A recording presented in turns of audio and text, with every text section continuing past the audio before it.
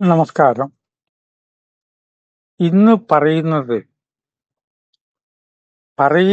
എന്നുള്ളതിനേക്കാൾ ഇന്ന് ചിന്തിക്കുന്നത് അഗ്നിയെക്കുറിച്ചാണ്. ധന്യം ഈ ജീവിതത്തിൽ ഇങ്ങനെ ചിന്തിക്കുകയാണ് ഓരോ ദിവസവും രാവിലെ. എന്റെ മനസ്സിലുണ്ടായുള്ള ഓരോ ചിന്ത പറയുകയാണ്. ചിലരത് കേൾക്കും, യോജിക്കും. യോജിക്കുന്നവർ ഫോൺ ചെയ്തിട്ട് അതേക്കുറിച്ച് സംസാരിക്കാറുണ്ട്. ഇന്ന് പറയുന്ന അഗ്നിയെക്കുറിച്ചാണ്. അഗ്നി, പല അഗ്നിയുണ്ട്. അഗ്നി ഒന്നേ ഉള്ളൂ. പക്ഷെ ഏതൊരു കാര്യത്തെയും നാം പഠന വിഷയമാക്കുമ്പോൾ പലത് വരും. ഈശ്വരൻ ഒന്നേ ഉള്ളൂ, അതുകൊണ്ട് പിന്നെ മിണ്ടണ്ട, ഒന്നേ ഉള്ളൂ, അതല്ലല്ലോ. അത് ജീവിതത്തിലേക്ക് വരുമ്പോഴും പഠന വിഷയമാക്കുമ്പോ എന്താവും? 33 കോടി വരില്ലേ? മനുഷ്യരക്തം ഒന്നേ ഉള്ളൂ. മനുഷ്യന്റെ രക്തം അല്ല. ആസ്പത്രി ചെല്ലുമ്പോ ബ്ലഡ് പലതരമുണ്ട്. പഠന വിഷയമാക്കുമ്പോ പലതും വരും. അഗ്നിക്ക് സത്വരജതമോ ഗുണങ്ങൾ ഉണ്ട്. ചാതുർവർണ്ണ്യം എന്നുള്ള ആശ്രമം എല്ലാ ജീവജാലങ്ങൾക്കും എല്ലാ വസ്തുക്കൾക്കും ഉണ്ട്. സകല ജീവിയിലുണ്ട്, സകല വസ്തുക്കളിലുണ്ട്. ശരീരത്തിന്റെ അകത്തും ഉണ്ട്. അഗ്നിക്ക് തമോ ഗുണമില്ലേ? പ്രകാശമുണ്ട് എന്ന് പറഞ്ഞാൽ എന്താ അർത്ഥം? അതിലെന്തോ അഗ്നിയുടെ തത്വമുണ്ട് എന്നാണ്. അല്ലെങ്കിൽ പ്രകാശം ഉണ്ടാവില്ല. മിന്നാമിനിങ്ങിന് പ്രകാശമില്ലേ? ഏതൊക്കെ വസ്തുക്കൾ പ്രകാശിച്ച അതിൽ അഗ്നിയില്ല, തമോ ഗുണമാണ്. ഇലക്ട്രിസിറ്റി അഗ്നിയല്ലേ? വൈദ്യുതിയിൽ നിന്ന് തീപിടുത്തം ഉണ്ടാവരില്ലേ?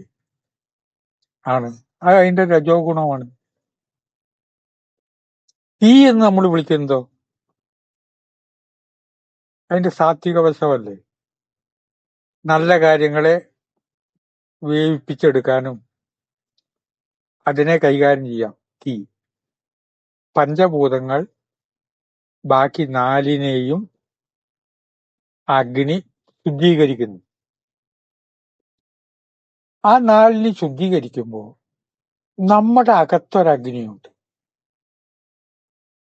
ശരീരം തണുത്തുപോയി മരണത്തെ കൺഫേം ചെയ്യുന്നത് അങ്ങനെ. വയറിനകത്ത് ജഠരാഗ്നി എന്ന് വിളിക്കും.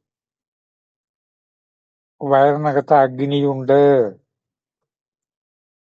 തക്ക സമയത്ത് ആഹാരം കഴിക്കാതെ ഇരിക്കുന്നവർക്ക് ഈ അഗ്നി കുടലിൽ പ്രവർത്തിക്കും. കുടലിൽ തുളകൾ ഉണ്ടാകും, അൾസർ ഉണ്ടാകും. ഇതേ ജഠരാഗ്നിയാണ്.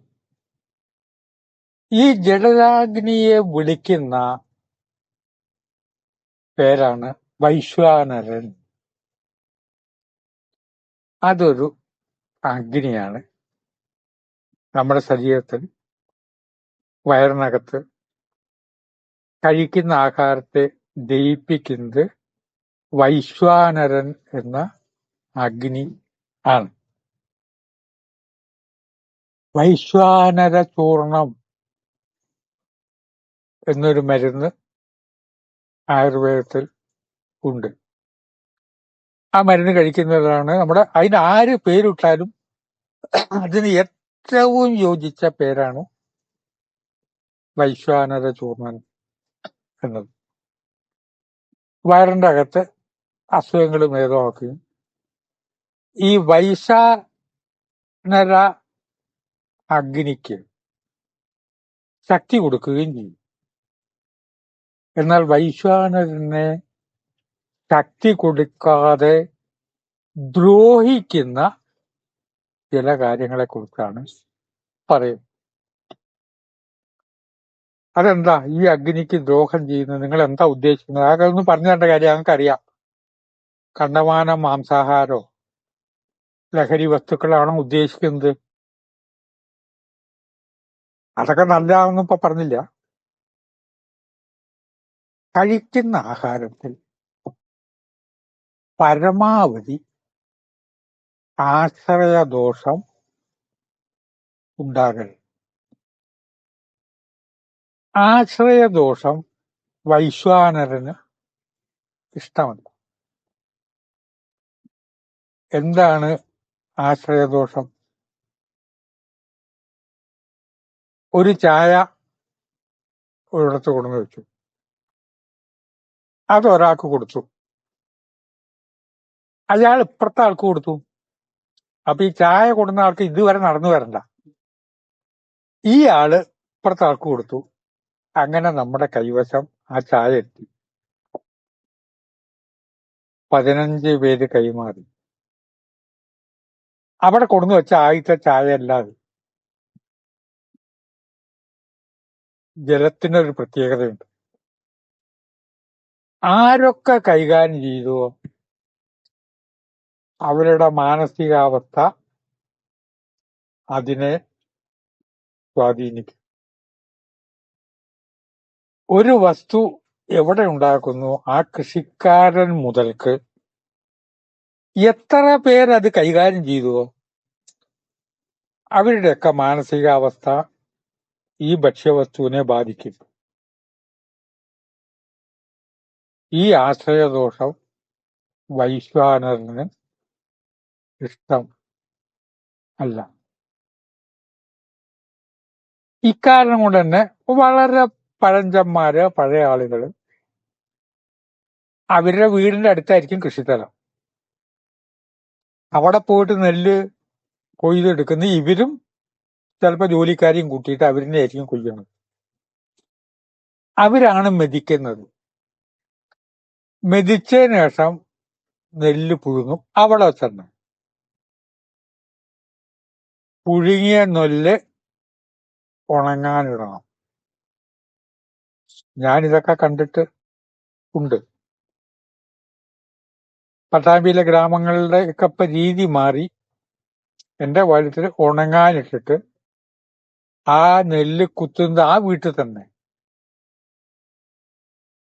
സ്ത്രീകൾക്ക് പ്രധാന ജോലി നെല്ല് കുത്തലാണ്. ഉപജീവനത്തിന് വേറെ പലയിടത്തിലും നെല്ല് കുത്താനായിട്ട് പോകും. ആ ഉണ്ടാക്കിയ അരിയും കഞ്ഞിയും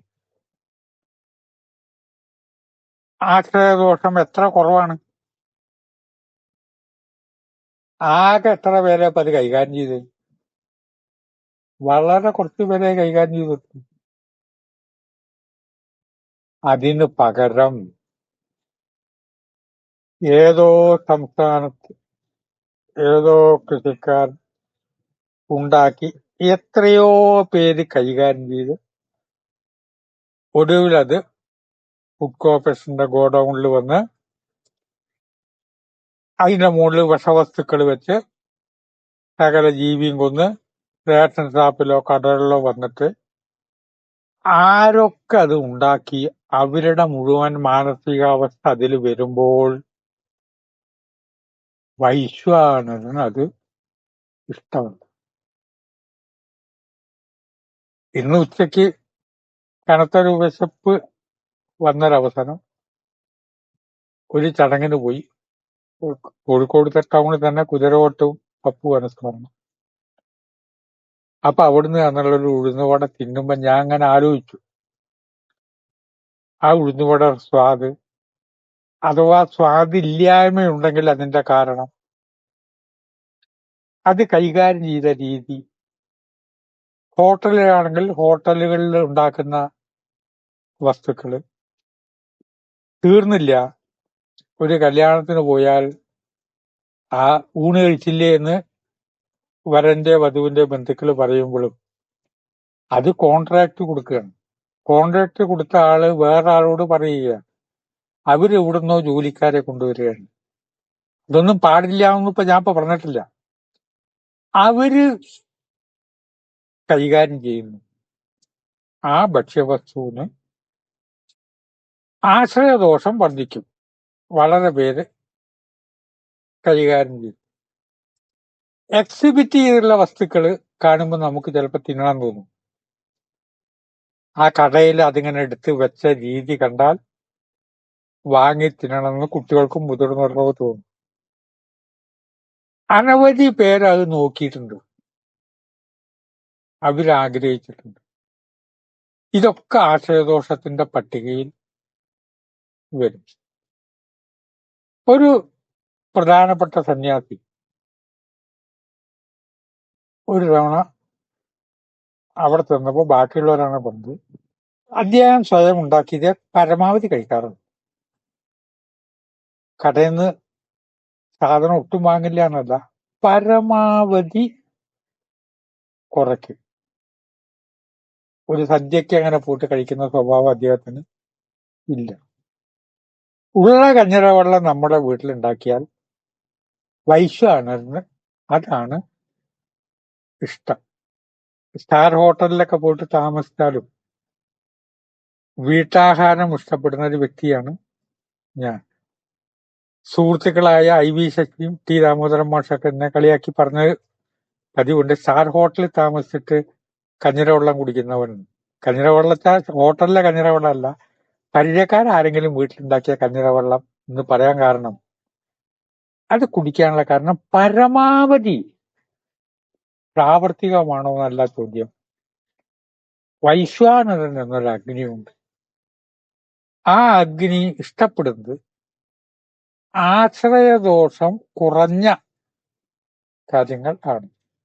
പരമാവധി പേര് കൈകാര്യം ചെയ്യാതെ, ആ പരമാവധി പേര് കൈകാര്യം ചെയ്യാതെ നമ്മൾ തീർത്ഥാടനത്തിന് പോകുമ്പോൾ ഏതൊക്കെ കടയിൽ കയറുന്നതെന്നും എവിടുന്നൊക്കെ ചപ്പാത്തി വാങ്ങാനായിട്ട് നമ്മൾ ക്യൂ നിൽക്കുന്നതും ഒക്കെ ചിന്തയ്ക്ക് വിടുകയാണ്. വൈശ്വാനരൻ, ആശ്രയദോഷം, 2 വാക്കുകളെ കുറിച്ചാണ് ഇന്ന് സംസാരിച്ചത്. ചിന്തയ്ക്ക് വിടുന്നു. നമസ്കാരം.